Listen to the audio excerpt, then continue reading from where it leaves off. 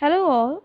In the first part of history of class 7, we have discussed about the genealogy of Mughal emperors. The rest chapter will be covered in the second part of the video. Mughal tradition of succession. Mughals did not believe in the rule of primogeniture where eldest son inherit his father's estate. Mughals believe in the rule of coparcenary. It is the Timurid custom in which the division of inheritance was done among all the sons. Relationship of the Mughals with other rulers. Mughals campaigned against other rulers. Many rulers also joined voluntarily. While Rajput married their daughters into Mughal families, Rajput received high possession in Mughal's court.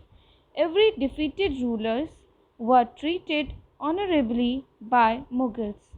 Many defeated rulers were given their land, that is Watan, back as assignment, and thus they were known as Watan Jahagirs. Administration under Mughal Empire. Mansabdar, zamandar and subedar. Mansabdari System. Who were Mansabdars? Those who joined Mughal services were enrolled as Mansabdars. The term Mansabdars referred to an individual who holds a mansab meaning a possession or a rank. Mansabs were appointed from diverse backgrounds, that is, Turkish, Irani, Afghans, Rajputs, Marathas, etc. Mansabdari System. It was a grading system by the Mughals to fix rank, salary and military responsibilities. Rank and salary were determined by a numerical value called zat. Higher the zat, higher the noble's possession and the salary was. Nobles with a zat of 5,000 were ranked higher than those of 1,000. In Akbar's reign, there were 29 Mansabdars with a rank of 5,000 zat. And Aurangzeb's reign, it increased to 79. Functions of Mansabdar. The Mansabdar were required to maintain a specific number of Sawar or cavalrymen to increase the military strength of the ruler. Cavalrymen were registered and horses were branded. Mansabdar received their salaries as revenue assignment called Jagir, but most of the Mansabdar did not reside in or administer their Jagir. They served in some other part of the country. They only had a right to collect revenue and which was collected for them by their servants. These Jagirs were carefully assessed so that their revenues were roughly equal to the salary of Mansabdars. Now, zamandars and zabt. Zamandar, the Mughals used the term zamandar to describe all intermediaries, whether they were local headmen of the village or powerful chieftains. Their function was to collect taxes from peasants and submit the same to the central government's revenue department. Peasants and Mughal revenue department, zamindar acted as the link in between them.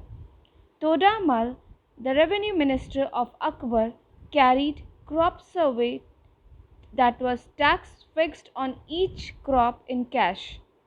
Each province was divided into revenue circle with its own schedule of revenue rates for individual crops. This revenue system was known as zabt. Now, subedari system. Subedar and Suba. Abul Fazl explained that the Mughal Empire was divided into provinces called Subas. Subas were governed by Subedar who carried out both political and military functions. The Subedar was supported by other officials for the maintenance of peace and order in his province. Other officers include Diwan, he was financial officer; Bakshi, the military paymaster; Sadr, the minister in charge of religious and charitable patronage; Faujdar, military commanders; Kotwal, the town police commander. Sulh-e-Kul or universal peace. Akbar's interaction with people of different faith made him realize that religious scholars who emphasized ritual and dogmas were often bigots. Their teachings created division and disharmony amongst his subjects. This eventually led Akbar to the idea of Sulh-e-Kul or universal peace.